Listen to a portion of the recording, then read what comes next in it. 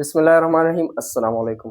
Presidential form of government या presidential system of government के features को स्टडी करते हैं, उनको जानते हैं। सबसे पहले जो चीज़ है वो कि ये एग्जीक्यूटिव कैसे आएगी, मतलब हुकूमत को चलाने वाले लोग किस तरह से मुंतखब होंगे, उनका इलेक्शन सिलेक्शन प्रोसेस कैसा होगा। फीचर्स ऑफ प्रेसिडेंशियल सिस्टम में क्या है, नंबर पर आता है election of the chief executive. अब चीफ एग्जीक्यूटिव का इलेक्शन कैसे होगा, चीफ एग्जीक्यूटिव का इलेक्शन कैसे होगा, वो डायरेक्टली होगा या इनडायरेक्टली होगा, मगर अवाम उसको डायरेक्टली या इनडायरेक्टली मुंतखब करेंगे, वोट करेंगे, और अवाम के पॉपुलर वोट से वो क्या आएगा, चीफ एग्जीक्यूटिव यानी प्रेसिडेंट का इलेक्शन ऐसे होगा कि अवाम डायरेक्टली उसको वोट डालेंगे या इनडायरेक्टली उसको वोट डालेंगे। मैं पहले भी कई दफा समझा चुका हूं कि डायरेक्ट इलेक्शन और इनडायरेक्ट इलेक्शन में क्या फर्क है। डायरेक्ट इलेक्शन ऐसे होता है कि अवाम डायरेक्टली अपनी नुमाइंदों को चुनते हैं, उनको डायरेक्टली वोट करते हैं, जिस तरह से हम कौमी असम्बली और नेशनल और सूबाई असम्बली के मेंबरान को मुंतखब करते हैं। इनडायरेक्ट इलेक्शन में ऐसा होता है कि अवाम अपने नुमाइंदों को मुंतखब करते हैं, वो नुमाइंदे फिर जाके अवाम की नुमाइंदगी करते हुए क्या करते हैं, अगले जो मराहिल है उसमें वोट डालते हैं और अपने सरबराह को चुनते हैं। तो ये इलेक्शन या डायरेक्ट होता है या इनडायरेक्टली होता है, मगर राय जो निज़ाम है वो डायरेक्ट इलेक्शन का है। जब हम प्रेसिडेंशियल फॉर्म ऑफ गवर्नमेंट या सिस्टम को पढ़ते हैं या उसको इस्तेमाल करते हैं, जैसा कि अगर आप देख ले यूनाइटेड स्टेट्स ऑफ अमेरिका का देख ले, आप फ्रांस का देख ले, और दुनिया में कई और ममालिक हैं उनका आप देख लेते हैं, तो वो कैसे होता है कि डायरेक्ट इलेक्शन के जरिए आता है। अब ये इलेक्ट हो गया, इसका टेन्योर कैसा है, इसका टेन्योर फिक्स्ड होता है और इम्पीचमेंट या कुर्सी जुडिशियल प्रोसेस के जरिए उसको इम्पीच करके कुर्सी से हटाया जा सकता है। आमतौर पर जो प्रेसिडेंट का मयाद है, उसकी ऑफिस का टेन्योर है वो 5 ईयर्स होता है, बाजों का 10 या 7 ईयर्स भी हो सकता है। फिक्स टेन्योर, अब हम फिक्स टेन्योर या रिजिड फॉर्म ऑफ गवर्नमेंट इसे क्यों कहते हैं कि हुकूमत को तब्दील करने का तरीक़ेकार बहुत ज़्यादा मुश्किल होता है। इम्पीचमेंट जो यूनाइटेड स्टेट्स ऑफ अमेरिका की हिस्ट्री में सिर्फ एक दफ़ा हो चुका है, इससे आगे और पिछले हमें कोई मिसाल नहीं मिलती। अगर आप देख लें तो टेन्योर फिक्स होने का मतलब, या हम कहते हैं कि रिजिड होने का मतलब यह है कि किसी भी टाइम हम गवर्नमेंट को तब्दील रीशेप नहीं कर सकते।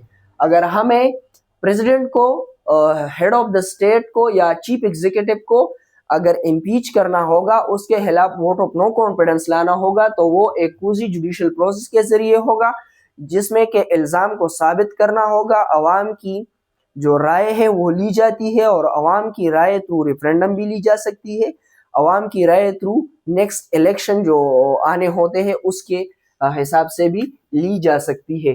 तो इसका टेन्योर फिक्स होता है। इम्पीचमेंट का मेथड या तरीक़ेकार इसका मुख्तलिफ होता है, मुश्किल होता है, और इसे हम इस वजह से रिजिड फॉर्म ऑफ गवर्नमेंट भी कहते हैं।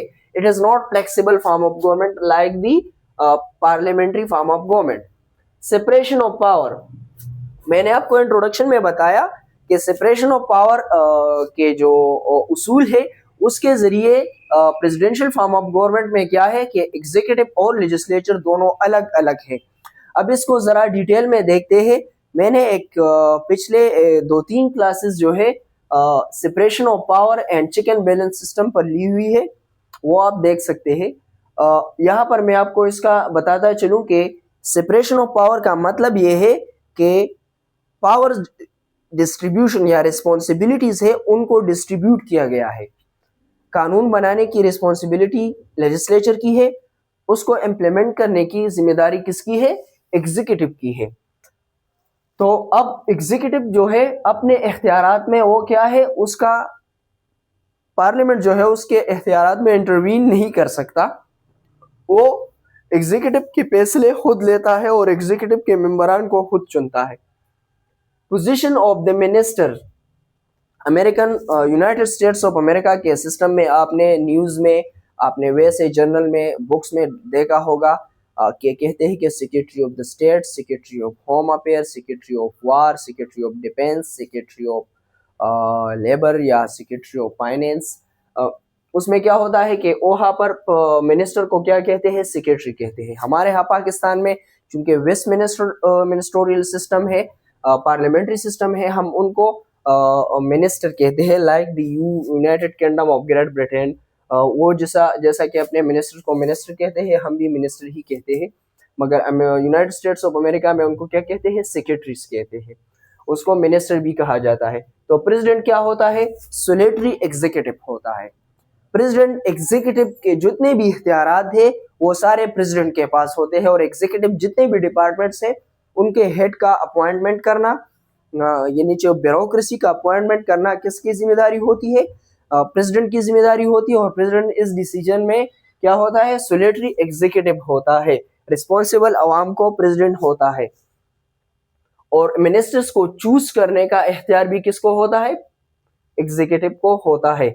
अब चेक एंड बैलेंस सिस्टम मैंने एक लेक्चर में आपको डिटेल बताया था with example of presidential system and parliamentary system, तो वो आप देख लें। यहाँ पर मैं इस तरह से बताता चलूँ कि प्रेसिडेंट जो भी अपॉइंटमेंट मेक करता है वो लेजिस्लेचर जो है वो उसको रेटिफाई करता है, उसको टेस्टिफाई करता है। और अगर समझे कि प्रेसिडेंट के फैसले हमारे आइडियोलॉजी, हमारे कॉन्स्टिट्यूशन, हमारे फंडामेंटल राइट्स या हमारे नॉर्म्स, ईथोस या ट्रेडिशंस के खिलाफ है, तो उसको क्या कर सकते हैं, उसको थ्रू वोटिंग जो है वो रिजेक्ट, रिपील या एक्सेप्ट कर सकते हैं। तो ये होगा सेपरेशन ऑफ पावर। तो ये थी presidential form of government. Thank you, अस्सलाम।